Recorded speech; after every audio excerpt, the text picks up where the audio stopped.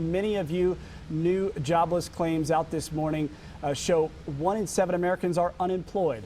5.2 million more filed for unemployment in the last week. That means about 22 million people have asked for jobless benefits in the last month. And the layoffs are going beyond businesses like stores, hotels, and restaurants. And now they are moving into white-collar jobs like legal assistants and software programmers. Some experts think when the April jobs report comes out in 2 weeks, it could show a 20% unemployment rate. And that would be 1 in 5 people without a job, the highest rate since the Great Depression. Even during the Great Recession, the unemployment rate stayed under 10%. And here in the Carolinas, about 8% of people have lost their jobs, sad to say. North Carolina paid out more than $100 million worth of unemployment checks since just Tuesday. And there are still a lot of people who are waiting who won't get help for weeks. The state hasn't paid out money for 2 federal programs. One is for people who are self-employed or independent, and contractors who wouldn't normally qualify for unemployment. Now, if you're in that group, unfortunately, you can't even start applying until April 25th. And the other is for people who already received unemployment and have reached the maximum benefit before the outbreak. Governor Cooper said yesterday the state is working as quickly as it can. And as the number of jobless claims just continues to grow, those federal stimulus checks will help some people make ends meet. Yeah, but only if they are going to the right person. Let's bring in Action 9 investigator Jason Sujanki. He's been following the issues since we first told you about them yesterday. Jason, people have been calling our newsroom trying to find their money and then find out how to get it back. What's going on here? Yeah, the people who have been contacting me, Blaine, are people who used tax prep services like H&R Block, Jackson Hewitt, and countless others. And really, here's the issue. Let me walk you through this.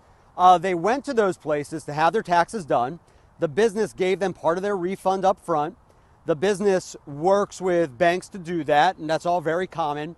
Then eventually the IRS sends those banks the real refund, and of course the banks keep part of that money and then divide up the rest. Now the concern is this: the IRS associates those people's tax returns with those banks, not their banks. And people are afraid the IRS will send their stimulus money to the wrong banks as well. Somebody has to care about the people, us who are ones that need it the most. You know, we're you know, blue collar and don't earn a lot of money and both furlonged, and where do you go? You know, who do you ask for help? And that's the reason I'm looking into all this. I've gotten dozens of emails and messages related to this topic.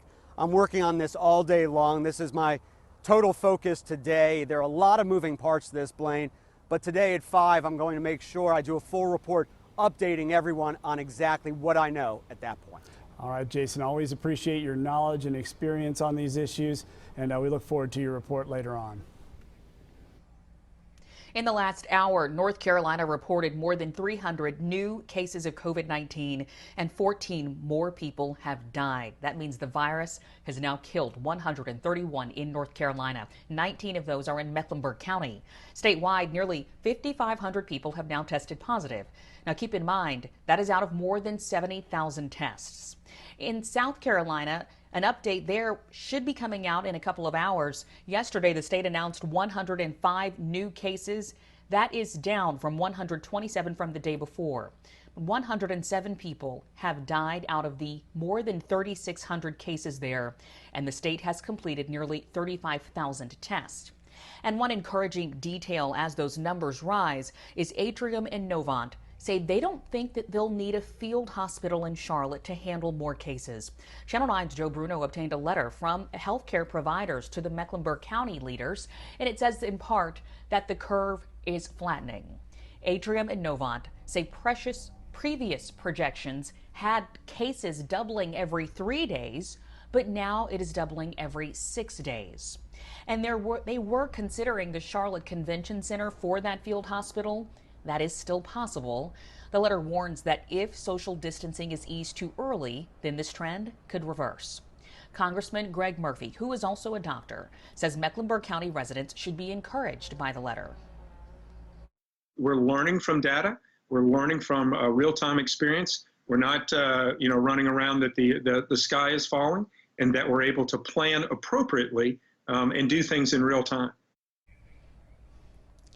And if things do get worse, Atrium and Novant say that they have created additional space for the 600 medical beds. In Mecklenburg County, the health department confirms we've had outbreaks of coronavirus in 6 residential care facilities, but they're not saying which ones. Management at the Pavilion Nursing Home in Ballantyne confirmed 10 days ago they had at least 3 cases of the virus there. But County Health Director Gibby Harris doesn't plan to publicly name any other facilities. We have not had the need to release the particular names of those facilities at this point because we've been able to work with those facilities to contain the infection, the spread of it. Harris said, though, if Mecklenburg County sees an outbreak as big as those in Rowan and Cabarrus counties, they may change their position on releasing those facilities' names. And we are seeing cases grow dramatically in other nursing homes. The number of confirmed cases has now doubled to 42 in the last week at Grace Heights Health and Rehabilitation Center in Morganton. 29 of those positive cases are residents, 13 are workers. Yesterday, Burke County reported its 5th COVID-19 death. We don't know if any of those deaths are linked to the nursing home. And people in Gaston County still have about 30 more minutes to ask county leaders about how they're trying to protect you. The county is holding a virtual town hall, and it's right now, and it ends at 12:30. Leaders are talking about testing, unemployment, and how they could restart the economy. The town hall is on the county's Facebook page. And the longer these stay-at-home rules stay in place, the longer students will continue having to learn online. But an issue that we have talked about is families who just don't have access to the internet in rural areas. Now students in Chester and Fairfield counties, they're going to be getting Wi-Fi hotspots, and they're going to be brought to them by school bus. South Carolina Bureau reporter Greg Suskin joins us now. Greg, these are those same buses that have been delivering food. Right, and certainly this is a very unique way to do things. The reason I'm live in Fairfield County is that some students in this county attend Chester County schools, and that's why this bus has been here several days a week for weeks now. Over here you can see what they've got. They've got a cooler here with milk and orange juice, food for breakfast and for lunch. But I want to walk over here too. This is what they've added this week. If you look up in the window there's a sign with a Wi-Fi password. This bus is now a Wi-Fi hotspot. Let's show you some video right now.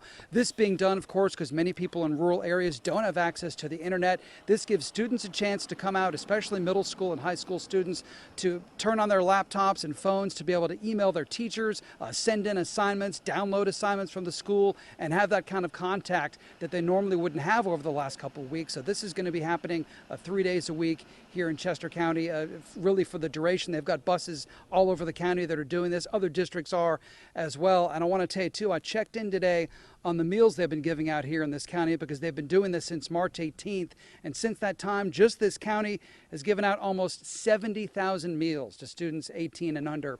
Just incredible. Back to you. All right, really great look at how they're redirecting those resources there, Greg. Thank you so much for that report. Well, meat supplies in grocery stores could get even slimmer. 2 more Smithfield pork plants are now shutting down because employees have tested positive for coronavirus. Those plants are in Missouri and Wisconsin, and employees will be paid for the next 2 weeks while those plants are cleaned. The Smithfield plant in Tar Heel, North Carolina is still open. More people in Cleveland County are buying guns during the pandemic. Our news partner, the Shelby Star, reports that the sheriff's office issued more than 500 permits last month. The sheriff says there's usually an increase in permits after mass shootings or talk of gun control. In this case, he thinks it's just because the uncertainty of what's ahead. Some people in Rock Hill are bothered by a letter that they got from the city telling them that their power bill is overdue and asking when they'll pay it. Jennifer Tomchek got that letter last week. She says it upset her because she's been out of work for a month, and she told us that she has the money but is waiting on her stimulus check to pay that bill just in case she needs money for an emergency before getting that stimulus. Now, she is upset to receive a second letter with a list of charities to contact to help her pay her overdue bill. This is the one time I kind of expected them to take a step back and say, okay, we got to take care of our people in our town. And instead, they added a lot more stress to us. The city of Rock Hill told us the point of the letter is to work with people and set up a payment plan. Both North and South Carolina have ordered utility companies not to cut off service for people who are unable to pay. Well, new at noon, Lyft is now finding ways to help people even during the company's temporary shutdown. It is launching essential deliveries, and government agencies, nonprofits, and healthcare organizations will be able to request things like medical supplies and groceries. It'll initially start in 11 cities. Atlanta is the closest to our area, and then they'll expand as Lyft partners with more businesses. And some of the unsung heroes during this pandemic. There are transportation workers, the truck drivers that are hauling our groceries and all those essential supplies that we need, as well as the railroad workers. Well, today Amtrak wants to recognize them, and they're coordinating a Sound the Horn campaign. They want you to sound your vehicle's horn at 3 o'clock this afternoon. So if you're out driving, or hey, maybe even if your car is just sitting in the driveway, you can get out and hit your horn as a way to recognize those important transportation workers. We are grateful for them for sure.